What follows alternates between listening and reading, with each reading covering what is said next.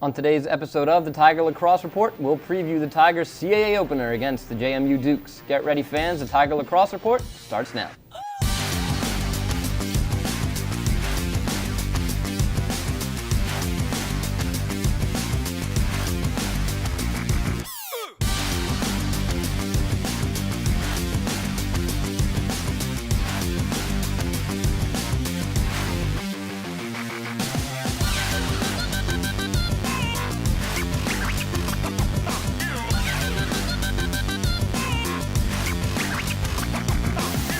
Hello and welcome inside the Towson Sports Network studios for today's episode of the Tiger Lacrosse Report. I'm your host, Ben Rosenbaum. The Tigers will open up their CAA title defense on the road against a team that they defeated in the final, James Madison. As always, I am joined by the head coach of the Tigers, Sonia LaMonica.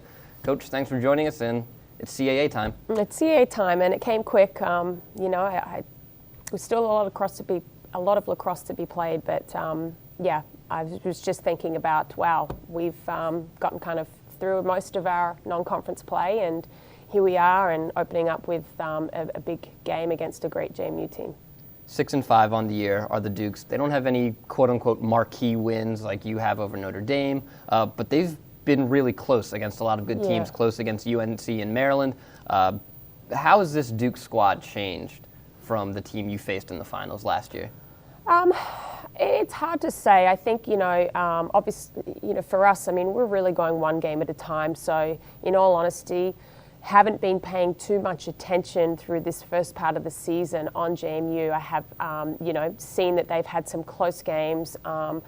But, I think like any program, when you graduate some key players, you're working to find a new identity. And JMU certainly has a lot of great players. They've had some strong goalie play. They may be trying some different systems that they've done in the past defensively.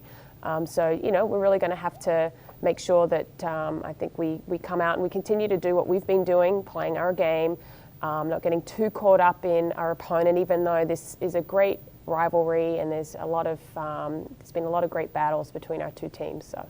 Offensively led by Hannah Haven and Kristen Gaudian with 22 goals. Katie Kerrigan, kind of similar to a Sam Brookhart type of player. Yeah. She's their points leader by way of assists, 23 assists and just 9 goals. Yeah. How do you try to flip that game on their head where they have those two main goal scorers and the assist getter? Yeah, I think, you've got to try to dictate how you want teams to play. And that's definitely been a bit of emphasis for our defensive unit, is to dictate how we want teams to play and get out and make them a little uncomfortable. So, hopefully, that's something that we'll be able to do a good job of, to try and force some of those players to, do things that they may not do, or their offense to have to find other ways to create scoring opportunities. Last game against Oregon, that first half against the Ducks, just 2 goals. Mm-hmm. How do you remedy that? How do you try to find, because a team like JMU, they might make you pay for that. Yeah, sure. So how do you try to remedy that in that first half? So even in the second half, so you're not just scoring 2 or 3 goals in a half.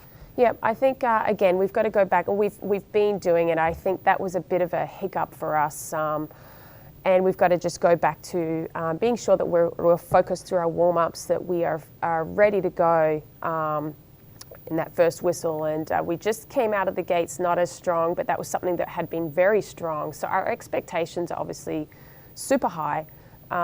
It will be important against a team like JMU because they know how to score goals. They definitely have had a strong tradition of scoring lots of points, scoring lots of goals. So we've got to make sure defensively that we're doing our job, but that we are setting the tempo ourselves offensively, and I think that's something we can do well when we come into games super focused and ready to go and on the same page. You have a common opponent previously in Penn State. Mm-hmm. Can you look at those 2 games, your game against Penn State, their game against Penn State, and see what Penn State did to be successful against them, and and kind of compare the game tapes and try to learn from that? Yeah, I think you can to a degree, but again, we're not Penn State, and we aren't trying to be Penn State. We have different strengths and weaknesses. So we want to play to our strengths and keep doing the things we've been doing well. And I think our defensive unit has shown how strong they are Holding a team like Oregon to 2 goals, I think, is a strong showing when that's a team that has put up a lot of goals in games this season. So, I think it's just important that we stick to our game plan. We don't need to divert too much off. We need to understand, what JMU likes to do offensively, but we can't get too caught up in worrying about key areas. And if we can do our job collectively as a unit and just going back to basics, then we'll be able to hopefully hold a team like JMU from going on runs against us. Obviously, you in the CAA, Elon and JMU. Both having very nice seasons. Elon's ranked, JMU's receiving votes, or as of last week was receiving votes. Conference is getting tougher and tougher each year. And you kind of, everybody always talks about it, once it's conference time in whatever conference you go to, you have to flip a different switch. How does the mindset now have to change for your team that you're into conference play? Honestly, I think our mindset should be as consistent as possible. Sometimes when we get too caught up in who we're playing and how big the game can be, it takes our focus off just the things that we need to be doing in the game, and that makes it tough. I really think we've just got to keep doing what we've been doing, learn from our last game and some things that we could have done better to make sure that we come out and really get off on a strong foot going into our conference play.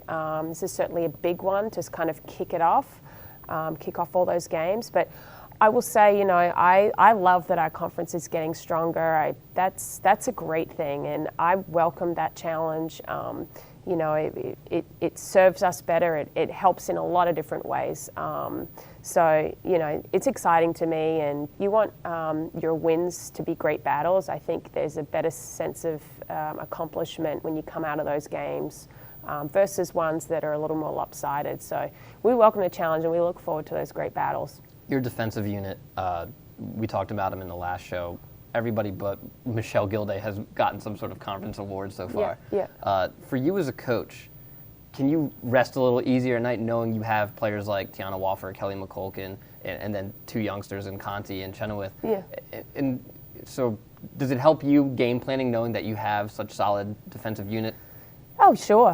When you've got great players who, take initiative, who are they sort of love what they're doing. They're spending time doing film. They want to learn. They want to keep getting better. And I think at the end of the day, just working with student athletes that, they work hard and, who have great attitudes, that come ready to work every day. I think that's ultimately what I enjoy the most. And that's what makes it a joy to coach, So we do have those players in this team. That chemistry, that work ethic this season has been phenomenal. And I credit, a lot of that to sort of some of the veterans we have on defense, with Kelly as sort of that leader down there, and T and Angie having some experience, and our freshmen really coming together with that, and Michelle as well having a lot of experience. So that leadership, definitely, those guys are doing a great job, and that certainly makes my job more fun too. All right. The Tigers and Dukes will hit the field in Harrisonburg at 1 o'clock. Head over to TowsonTigers.com to find out how you can follow along. Coach, thanks for joining us, and good luck against James Madison. Thank you. And thank you, fans, for joining us. For head coach Sonia LaMonica, I'm Ben Rosenbaum. Have a great weekend, and as always, go Tigers.